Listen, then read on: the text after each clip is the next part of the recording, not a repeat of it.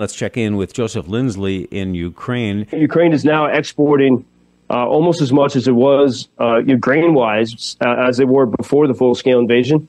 So there's positive side of the story. Joe Lindsley. Joe Lindsley is quickly becoming an American treasure in broadcasting.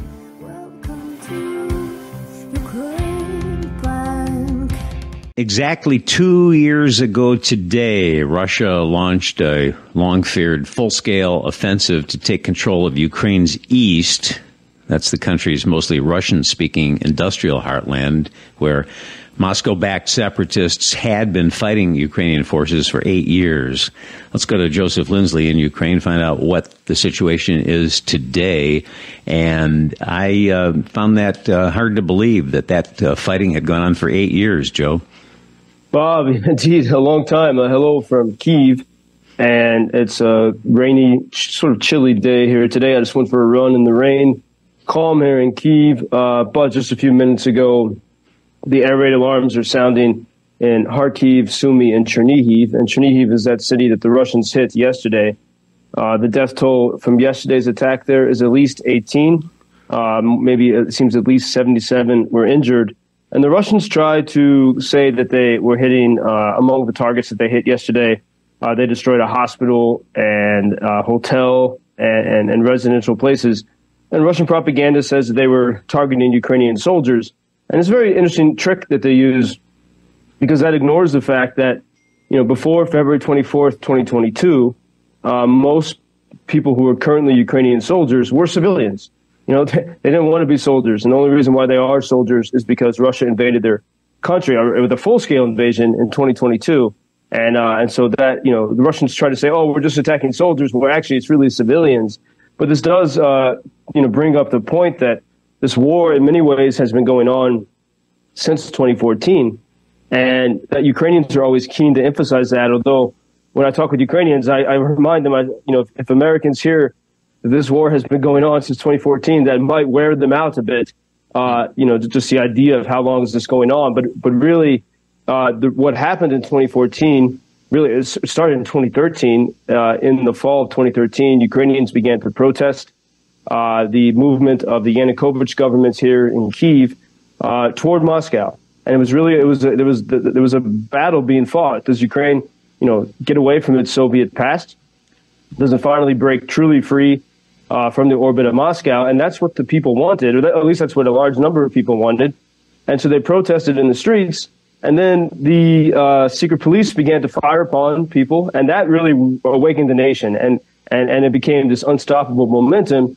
Until February, when the regime of Yanukovych fled to Russia. And then the next weeks, it was a strange type of calm chaos. There was no functioning police throughout Ukraine, and yet there was no looting. The people maintained their society, and they sort of, kept order in the wake of that revolution. But there was really no strong functioning military. And at that point, there was a leadership vacuum, you could say. And Russia seized the opportunity. That's when they took the Crimean Peninsula, where they already had a major naval base going back to the Soviet times. And then they sent Russian sort of provocateurs and separatists into Donetsk in eastern Ukraine, that very mineral-rich region of eastern Ukraine.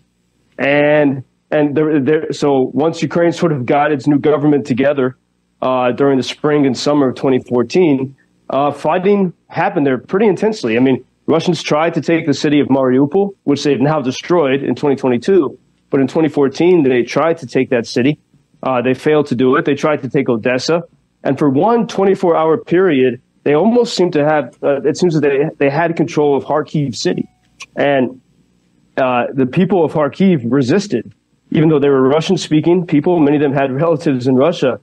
And it was precisely that in the spring of 2014, with the fact that I knew what had happened in Kharkiv, that's what told me that Ukraine was not going to fall in 2022. I saw the way the people of Kharkiv resisted, with barely a functioning military, just their whatever resources they could find, and they pushed the Russians out of their city.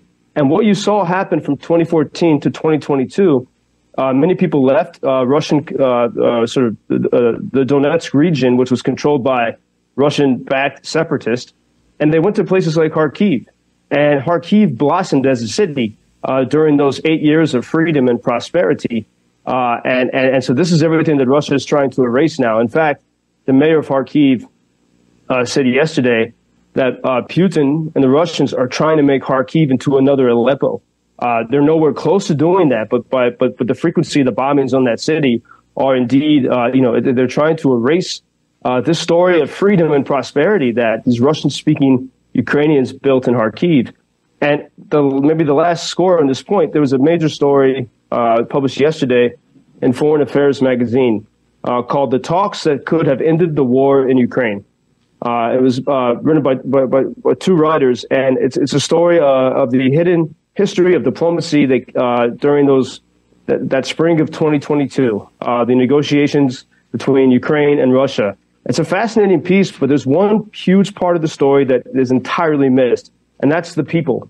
And even at some points in the story, it says, well, Zelensky was ready, allegedly, to make some concessions to Russia.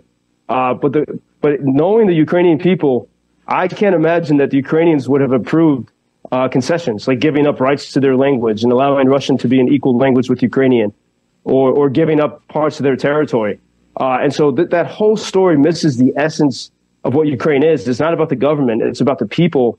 And looking at the history of 2014, it's kind of how we got here. That really shows that it is the people here who insist on being free. It's not about the government.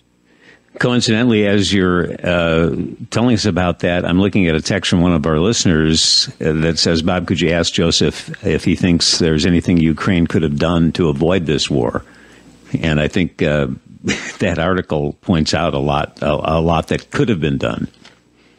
Well, the article, it points out exactly the things that Ukrainians did not want to do. I mean, if Ukrainians had agreed never to join NATO, if they had refused to make Ukrainian their official language, if they had accepted a sort of the Yanukovych regime, if they had given up their rights to protest in the streets, everything that Ukrainians refused to give up, so the reason why this war is happening is because of what Ukrainian people did in 2014, and had they not stayed in the streets, there would be no war now. And it's the same, we look at what happened in Hong Kong. The people of Hong Kong from about 2015, 2016, 2017 up until 2020, they were protesting. They still had the right to protest in the streets, and they used the playbook of the Ukrainian protesters because they saw that it actually worked. And for 8 years, it did work. But then we see that during that time, Russia was preparing for this major assault. But I think the fundamental thing is, the only thing Ukraine could have done to prevent this is to surrender their freedom in the deepest sense. Like, they would have to live like Belarus, which is and Belarusians can elect their own government, but it has to be always a Putin-approved government. Right. We don't realize all of the ways we are all affected by this war. The Polish finance minister said this week that the war is a major threat to the global economy, and the war in Ukraine is impacting markets in several ways. And he singled out the agriculture markets too. And of course, you go to the grocery store and, we're paying more for everything there. And a lot of that comes from Ukraine and the situation there, doesn't it? It does. And always with economics, it can be complicated. There's different ways to look at it. In many ways, the Polish economy has been strengthened with the influx of, Ukrainians coming into Polish society to work. There's a lot of evidence of that. Ukraine is now exporting almost as much as it was grain-wise as they were before the full-scale invasion. So there's positive side of the story. But as we see, the uncertainty and the worries about gas prices and Ukrainian attacks on Russian oil facilities, all of these things can affect the economy. But then there's a basic question of, how can you invest and plan if there's always, if there's a threat that your country could be attacked by Russia. And so that the uncertainty of the war Yeah, and this has been we haven't really talked about it much, but it's been a big debate in Polish society. There's been, often blockades of the Ukrainian border. And I think that is something that we do need to pay more attention to, because these are the ripple effects, some of it inflamed by Russia, but some of it just in natural frustrations, people trying to survive, as you see in America during challenging times. The uncertainty is the only thing that's certain. Joseph Lindsley in Ukraine, thank you as always, Joe, and we wish for peace. Talk to you tomorrow. Thanks, Bob. Until tomorrow. Thank you for introducing Ukraine on your social media pages. That's very important, that much more people can get more information about the situation here and how everybody can help Ukraine to stay stronger and to save all the world. Well, which side are you on? На чьей ты стороне? Come on now. Oh, which side are you on? На чьей ты стороне?